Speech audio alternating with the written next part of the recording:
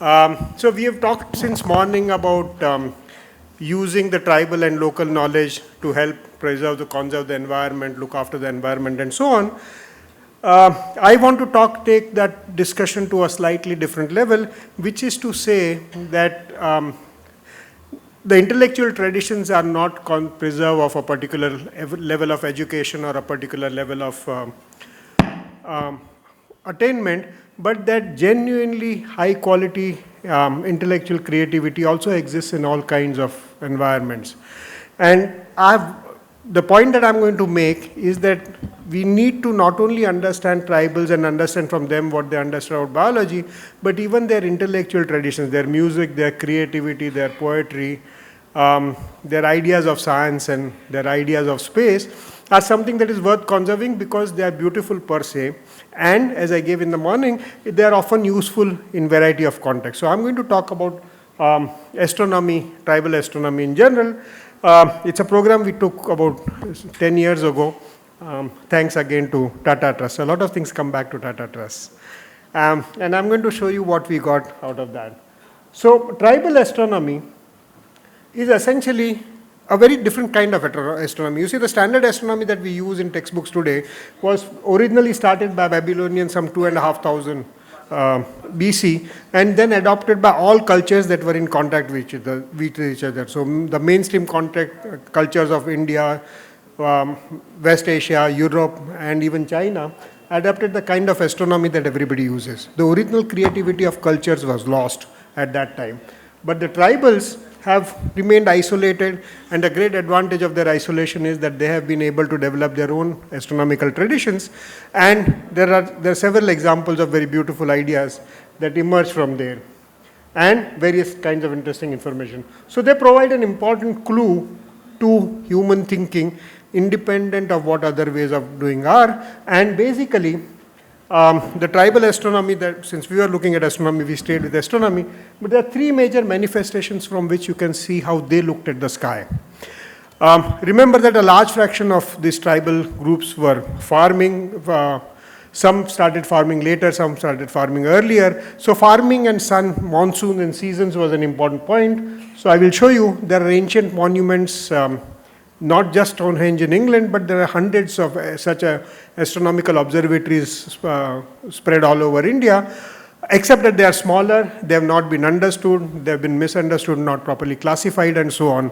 But there are hundreds of, each village practically had their own observatory in their outside the town, so that they could predict the arrival of monsoon and so on. The second part where astronomy comes in is where in the rock art. Their best forms of arts probably were on their houses, etc., which have been lost, but whatever they put on the rocks remains available for us, and we can even see a lot of rock art where astronomy gets mentioned, and folklore. So folklores are an interesting place to start with because they are probably amongst the most likely to be destroyed very soon. Somebody talked about the tsunami of modernization that is coming and hitting our tribal areas, and one of the first things they will take away is their tribal traditions. And these are important ideas. These are important ideas that cannot wait. Either you do them in the next 10 years or you lose them forever. We need to seriously document their astronomical knowledge and their cultural knowledge quickly, because the new generation that is being educated in modern ways of education is not going to conserve or preserve these techniques or these ideas and these thoughts. So let me take a few examples. So these are examples that we have taken from South India. So our study has largely been in Central Asia, Central India and South India. These are huge monuments, all of them in various parts of South India near Mangalore, and you can see huge stones. So this is about, in the middle picture you can see a stone that has been laid, 25 meter, about 10 meter tall stone on the top, 10 meters down below. A 20 centimeter thick slab was made and put exactly in the north-south direction to give you an idea about where the sun was moving over the part of the year. And along with this, there's a whole bunch of stone arrangements which would allow you to predict the day of the year with great precision by just looking at the shadow of the stones that come out. Exactly the same pattern basically as Stonehenge, far more intricate, far more interesting. There are other sites that I could sort of go one by one. but this is just to give you an idea about how such site exists. By the last count, we had a catalog of about 2,000 sites that need to be studied. We have done about half a dozen. Typically, what they would look at is they would look at east, west, and north, south, and they would look at the sunrise point at winter solstice and summer solstice so that know where the seasons are. And some observatories are even more sophisticated. So, for example, here there is a site in Baise near Mangalore where the huge stones have been erected just for the purpose of keeping track of their shadow and how the shadow moves. These stones are not local to that area. They've been quarried from several kilometers away and brought and put here. So this is one typical site where on the top you can see there are some white dots which suggest that there is something stone there, and there are various memorials over there. And if you look at this site, you would think that the stone arrangement is completely random and nobody would catch anything out of it until you put it to a architecture software, and then you would see that these stones are arranged in such a way that at winter solstice and summer solstice, the shadow of one stone goes and touches another stone. So on any time of the year, if you went there, you would see that the shadow of one stone is actually slightly off the other stone, and over a period of 1 year, it would come and meet the other stone and then go back. You could actually calculate the day of the year with a precision of 1 day using an observatory like this. And this is in Baise, like I said, it's about 100 kilometers from Mangalore. These are traditions, and even now the people have forgotten what it was for, etc. Modern calendars have come in, but this kind of tradition existed practically in every village or every settlement in South India over a period of time, and I'm sure they exist in large numbers in Assam. Wherever there is farming, you need to know when the rains are coming. To know when the rains are coming, you need to know where the sun is with great precision, and these kind of stone shadows will immediately tell you when the monsoon is to come. There are other possibilities. So there are other monuments that are there which have been created for astronomy. But many of these are burial, many of them are temple. Temples, for example, in India are always, if you look at the temple shastras, they essentially start with one pillar in the center, look at the shadow for 1 year before you build the temple, because each temple has a certain association with the local community, which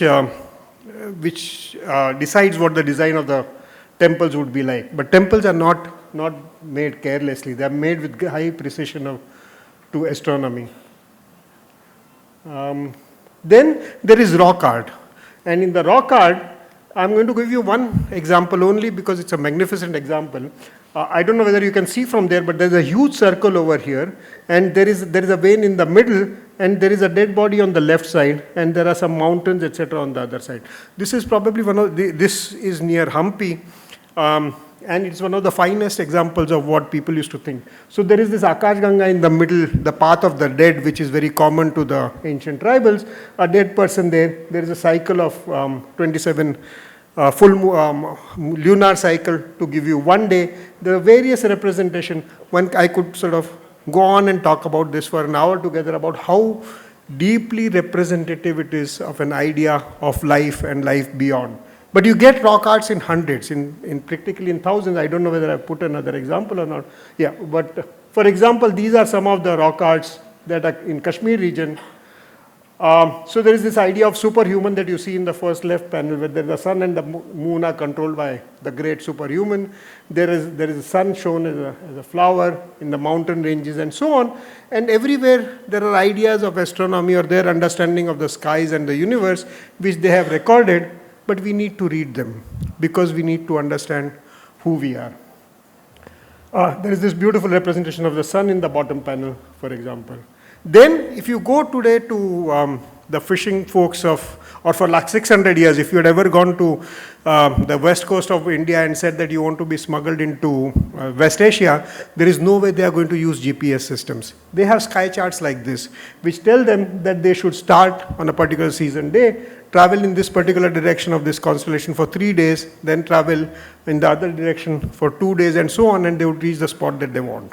This is completely different astronomy. The constellations are different, the stars are different, but the technology works. Even today, you can go take these charts and go to any part of West Asia or East Asia with great degree of precision, provided you use all the methodologies that they have. And in the morning we had talked about this ship that had got stuck in one of the West Asian things, which could be pulled out not because of modern technology, but because of this knowledge of the ancients. The next thing that I want to talk about is folk art, and the reason why I'm spending more time on folk art is simply because this knowledge is being lost very quickly, and we need to record it before it is lost forever. So we have studied about 10 tribal groups for a variety of purposes, and we found that they use astronomy for a variety of purposes. So there is daily timekeeping to know when to go harvesting, when to go for work and so on, calendrical to keep track of a year. Even monsoon prediction is done using the skies, and I'll give you some examples of that. They express human activity. So they have an idea that, look, there is a dead body in the sky, there is a great God in the sky, and how the God interacts with humans, etc. All kinds of stories exist in plenty in tribal studies. There are even cosmogonical ideas. Who are we, where are we come from, and so on, are represented in the sky. And I'll just take a couple of stories. So there is this great Pegasus and Centaurus for sky pattern, which we can see in late May. And they, according to the tribals of Gonds, this is a particular sea in which there are 5 animals all around. None of these match, by the way, the standardized constellations, but according to them, there are these 5 animals, and depending on what that animal looks like in May or June, they decide what kind of monsoon they are going to have. And even today, they decide on whether to plant soya bean or rice, depending on what the sky tells them about what the monsoon is going to be like in coming June or July.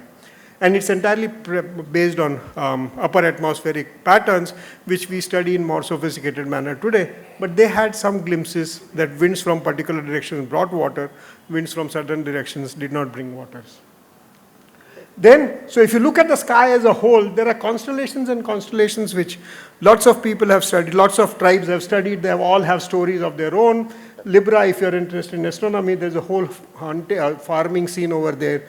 Big Dipper and the Milky Way galaxy are the paths on which gods walk and so on, and various stories.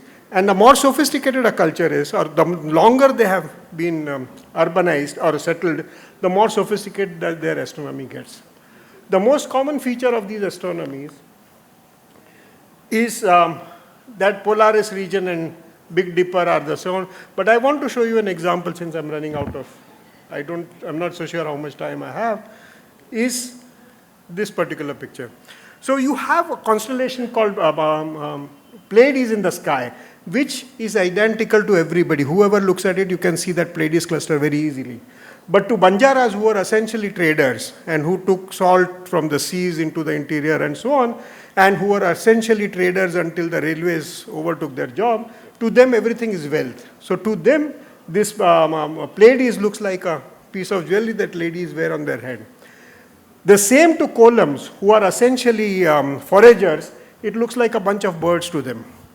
To Korku, who is another tribe, who are essentially meat-eating, animal-serving tribe, to them it looks like a bunch of minced meat. To Gonds, who are essentially farmers, somewhere close by there is a set of birds, and this is supposed to be the bunch of stones thrown at those birds to shoo them away to protect their harvest. To Warli, who are essentially art world related, etc., this is simply a candle. To Nicobaris, who are essentially seafarers, they remember the great king who used to help them while they were traveling at the sea. To some other people in Nicobar, it is a bunch of old ancestors who are sitting and gossiping about life on earth and keeping a watch on the people. And in the classical Indian mythology, these are 7 sisters who were wives of the Saptarshi. So the same sky pattern looks very different depending on who you are, what your perspective of life is, and what your perspective of nature is. And if you don't document this, we will lose this. In a generation's time, we will not get any of the, say out of the 8 panels, 7 will be lost. And so we need to store them. We need to save them as quickly as possible. The method that we used, I'm not so sure I want to run into it anymore given the nature of this thing, is we essentially went to each of these villages and studied them. We would go in situ, we would go and talk to the elders, we would have various methods for checking internal consistency, and there was some discussion about technology adaptation. So in order to help them understand the sky, we actually took a laptop with us or an iPad with us and showed the sky to them. Now it's a non-trivial jump to see something on a flat screen and to connect it to the skies. And yet we never had a failure of any tribal people not being able to make that match. And that is a non-trivial achievement. And I can tell you, having seen so many PhD students, that at least 2 of those tribals were such wonderfully knowledgeable that if they registered for PhD, they would finish it in a year because that much perception and depth of knowledge they had.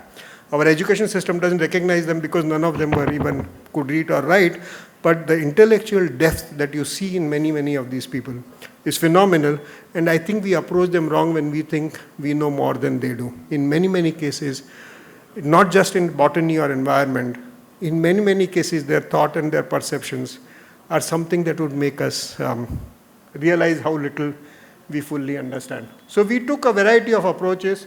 Essentially, went to villages. I don't want to spend time on this. I was originally planning to go through in detail about how we do the studies. So essentially, we go there with an explicit idea of learning from them rather than talking to them, and it required some amount of building up confidence also. The only point that I want to talk about at the end of this is, so these are some of the things we prepared and went with, but the greatest excitement came when we took them to the planetarium. So there's a group of Gonds who are very knowledgeable about astronomy. So we took the Nagpur planetarium and we put them in the Nagpur planetarium for 3 days and told them to explain to us the whole sky of the year. Now, even a good educated young child going to sky planetarium for the first time will get enamored by the sky and not really understand that it is their night sky. It took these tribals exactly 15 minutes to realize that here was a machine. It didn't matter to them how it worked, but here was a machine that could show them the sky for the entire year, and they actually explained to us the entire year sky by asking us to go forward and backward, and they knew exactly from which constellation we had to go back in months or forward in months to see which constellation comes when. And like I said, this is precious knowledge, this is important knowledge because at the end of who we are, and we need to document this. And there are interesting things. So for example, there is one case in Gonds where we found an observation which could not have been made after 1000 BC. And I can discuss the details if you want.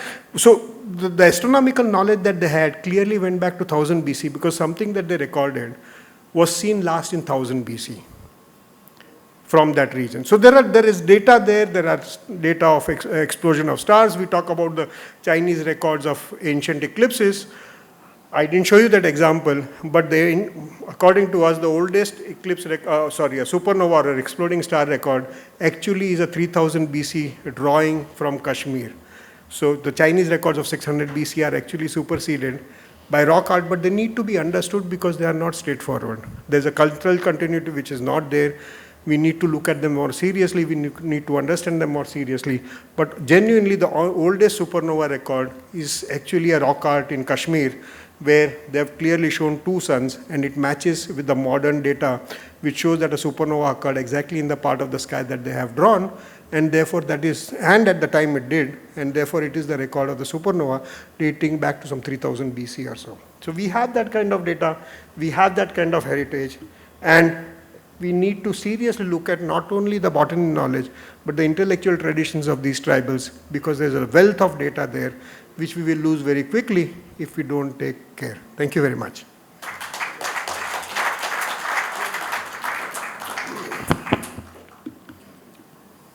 If you have any questions, we can ask. Yes? That's exactly what we're doing. And we put as a name called ecological calendar. We look at the astronomy bank, we look at Earth bank, we look at phenology bank, we have an agriculture bank and also the cultural bank. So all links, and you look at the very high and top. So that's, I think, when we talk about ecological civilization, we talk about climate change. Correct. And the people needed to look at the use of phenology and to link to agriculture practice. And with climate change, a lot of things change. Of course, the moon, sun doesn't change. Correct. And, but the earthbound will change. The glacier are melting, snow are melting, And the plant's phenology are changed because we get a warm condition. Correct. And then we'll link all indicators together, and that's a part of what Yes. I call, that's my background called ethnoecology. That's I think I'm really interested to work with you, and we should have joined the program. Yes, sir. There are just two observations that I want to make about Chinese astronomy. One is that unlike India, China documented everything. So from about 700 BC onwards, you get every star, every new star, every supernova, every eclipse, everything is recorded in China, Korea, and Japan. But largely from Chinese tradition. So there is that one formal part of the story. But there is also a lot of tribal astronomy in China, which also, like Indian astronomy, needs to be documented. I had the privilege of spending some 3 weeks. I'm doing research in Pamir region. Okay. And my group, my students, was Pakistani, and then in Pamir, just as we have undocumented. Exactly. That's it. So just as we have observatories in India which are undocumented, there were some in South China. So the Chinese government set up a committee. So I had the privilege of going and spending 3 weeks there looking at that observatory. It's a very interesting observatory. Again, like Indian observatories, undocumented and therefore not understood. Many of these archaeological sites have been seen by archaeologists who don't know astronomy. So it would be simply recorded simply as random collection of stones. It is not random. Somewhere there is a pattern, somewhere there is a labor, somewhere there is intellect, and somewhere there is somebody who has thought about it before making it. So when you see 15, 20 meter tall mountains, stones raised there, don't assume that it is random work, because thousands of hours of work has gone in, and nobody would put in that work unless there was some purpose behind it. And we miss that point very often. One thing that I try to argue with you, and look at a more applied side to climate change, use the phenology to use different bands. Yes. Yeah. There's just one record that I quickly want to finish before I leave, is that the monsoon is not an Indian or a South Asian phenomenon. It goes all the way from Egypt all the way to Southeast Asia. And Egyptian records of that during their periods are so accurate, and the modern data shows that the Egyptian monsoon is very well correlated with the Indian monsoon. So you can actually get data about Indian monsoon by looking at what the Egyptians has recorded. And there are a lot of these connectivities that we need to look at, we need to understand in order to know who we are. Thank you very much.